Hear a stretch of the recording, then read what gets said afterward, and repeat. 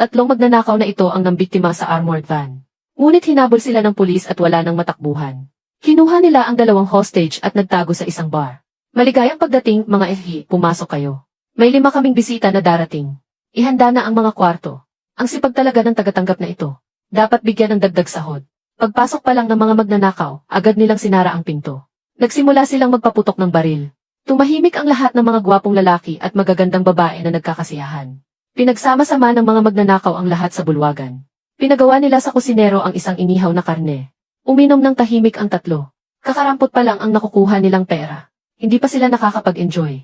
Nakasurround na sila ng pulis. Habang tumatagal, lalo silang nagagalit. Nagdesisyon silang hindi sila basta-basta magpapahuli. Gusto nilang magpakamatay. Ang tatlong magnanakaw ay nagtutukan ng baril ang bawat isa. Nakaayos sila na parang tatsulok. Magbibilang sila ng 3 at sabay na papaputok. Ngunit walang sinuman ang naglakas loob na pumindot sa gatilyo. Ganoon sila ng kalahating oras. Ang may gitnang gupit ang bumali sa pagkakabitin. Paano kung patayin na rin natin ang hostage? Hindi sila mag-iisa sa kabilang buhay. Saka, ang mga madalas pumunta sa bar ay hindi rin naman mabubuting tao. Kahit pa ganoon ang sinasabi, hindi pa rin sila naglakas loob na magpakamatay. Wala rin silang lakas ng loob na pumatay. At hindi rin sila naglakas loob na sumuko. Bigla silang may naisip na isa pa. Ngayon, sila ang masusunod dito. Pwede nilang maranasan kung paano maging emperador. Ang pakiramdam na malaya kang gawin ang gusto mo. May alak at karne dito. Kaya naming mabuhay ng 1 linggo. Kaya nagdesisyon ang grupo na mabuhay pa ng 1 linggo. Kinuha nila ang mga cellphone ng lahat. Nilagyan nila ang bawat isa ng numero para madaling mamahala.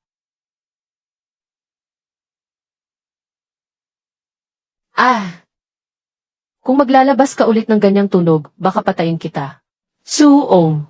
Ang magnanakaw ay pumili ng isa sa mga bihag bilang leader. Pagkatapos, inutusan niya ang numero 55 na ikonekta ang mga gihi sa labas. Ang numero 55 ay ang may-ari ng bar. Siya ang karaniwang nag-uutos sa mga tao. Ngayon, may nag-uutos sa kanya. Medyo hindi siya pumayag. Nagalit ang boss. Pinaedukasyon niya ito sa class president. Pagkatapos ng ilang aksyon, nag-stabilize ang kaayusan. Pero heto ang problema. Ang pagkain mula sa bar ay sapat para sa 3 magnanakaw sa loob ng 1 linggo. Pero kung gagamitin ito ng ganoong karaming tao, mauubos agad. Kaya't kinontak ng mga holdupper ang mga pulis sa labas. At sinabihan silang malapit ng mamatay sa gutom ang mga bihag. At nagpapadala sila ng pagkain. Mabilis namang dumating ang mga delivery rider na may dalang 200 na pizza. Pagkatapos nilang kumain, biglang tumayo ang isa sa mga bihag na babae at naglakad patungo sa pinto. Aalis na ako. Naiwan mag-isa ang bata, walang magluluto para sa kanya. Hindi ba niya masyadong siniseryoso ang mga magnanakaw? Inakala ba niyang naglalaro lang? Bantaan mo siya ng baril, boss. Pero ang babae ay hindi natakot. Barilin mo na.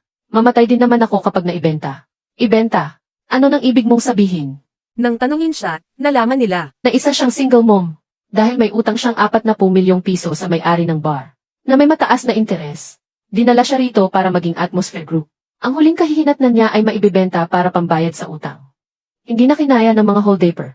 Naawa sila sa kanya at binayaran nila ang utang niya sa amo. Ang utang niya sana ay 40 milyon lang. Pero ang magnanakaw, nagbayad ng 250 milyon.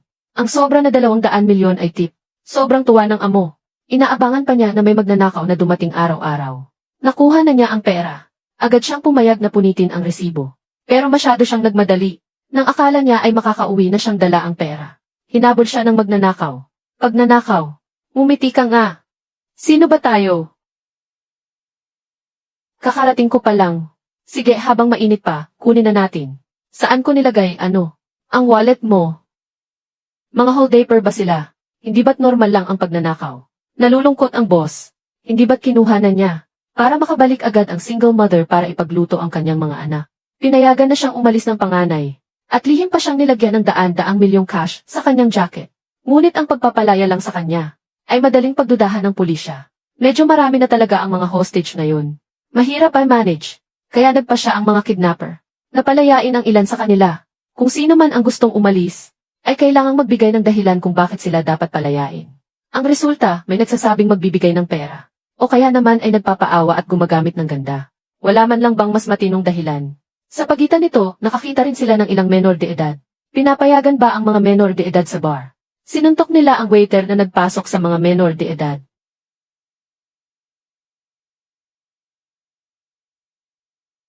Habang nakikita ang pagpalo sa empleyado, Hindi na nakatiis ang boss. Sinabi niya nang may galit dahil ninakawan sila. Kayo lang nailan na maliliit pa. Sige na, ako na lang ang saktan mo, wag mo lang saktan ang mga empleyado ko. Kung wala lang kayong baril, wala kayong kwenta. Kung talagang lalaki kayo, mag-isa tayong maglaban. Nang hamunin ang otoridad, lumabas ang leader ng mga holdaper para sumagot. Tinanggal ng boss ang damit niya. May tattoo sa likod. Mukhang matapang ah. Handa ka na ba? Narinig mo na ba ang tungkol sa higanting daga sa East Incheon?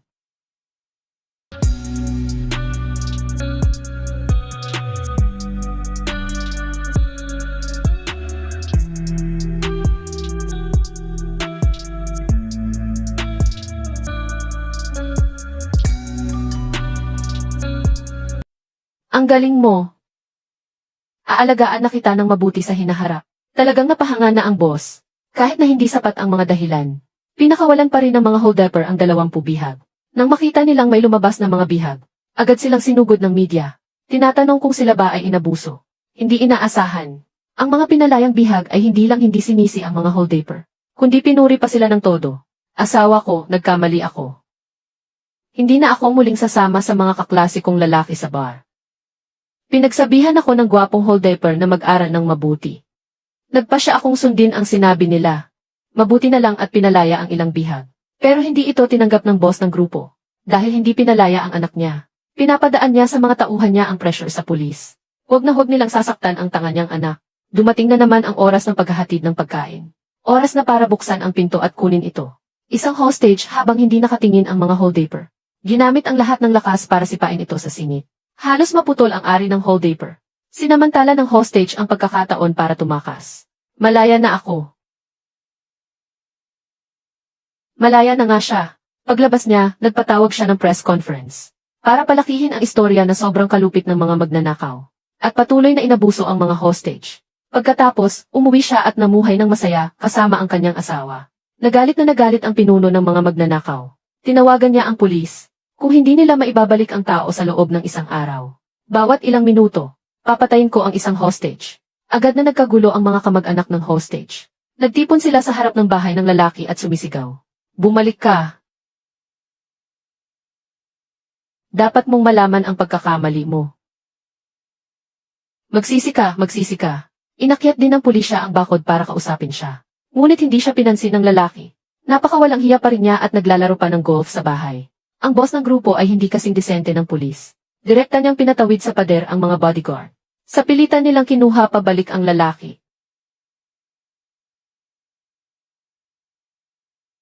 Hoy! Naintindihan ko na.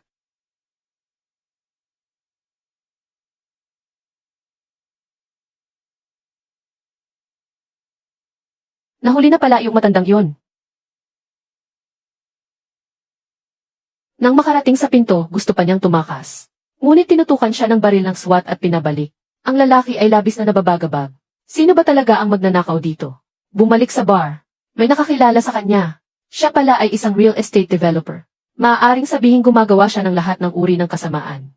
Lahat ay umiiwas sa kanya. Papatayin na siya ng mga holdaper. Umihi sa takot ang lalaki. Mabilis siyang humingi ng tawad. Sinabi niyang handa siyang magbayad para sa kanyang buhay.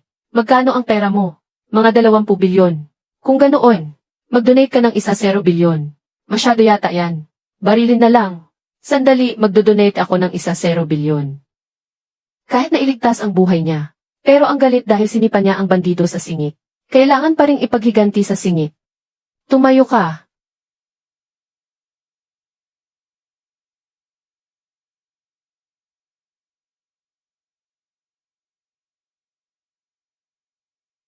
Pagkatapos ng 2 araw na pagsasama, napagtanto ng mga bihag na hindi naman masama ang mga magnanakaw. At unti-unti na silang naging mas matapang magsalita. Sa mga sumunod na oras, ang mga bihag at magnanakaw ay naging magkakaibigan. Nagsama-sama sila sa pag-inom at pakikipag-usap.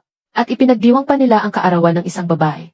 Dahil dito, ayaw na nilang umalis pa ng mga hostage. Ngunit ang magagandang oras ay laging nagtatapos.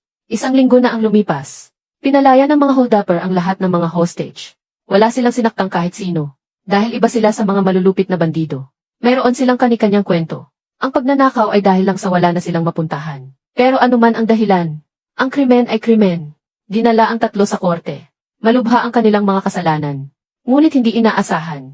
Nabago pa man sila hatulan, lahat ng mga biktima ay pumagitna para sa kanila. At nagkaisa pa silang pumirma sa isang petisyon. Dahil mula sa kanilang naranasang pagkadesperado noong sila ay dinukot. Hanggang sa kalaunan ay nagbago ang kanilang pananaw. Ang boss ay hindi na nangaapi ng empleyado. At mas pinahahalagahan ng inang nag-iisang nagpapalaki ng anak ang kanyang mga anak. Sa huli, ang tatlo ay nahatulan lamang sa kasong pagnanakaw. Ito ay isang medyo hindi gaanong kilalang komedya mula sa Korea. Ang orihinal na pelikula ay may maraming nakakatawang bahagi. Kahit na medyo walang kabuluhan. Pero masasabi kong isa itong kawili-wiling pelikula. Lahat ng paliwanag ay hindi kayang ibalik ang ganda ng orihinal. Ang pamagat ay Roman Holiday. Sa huli, gusto ko sanang magtanong. Kung bibigyan kayo ng dahilan para palayain siya, ano ang sasabihin ninyo?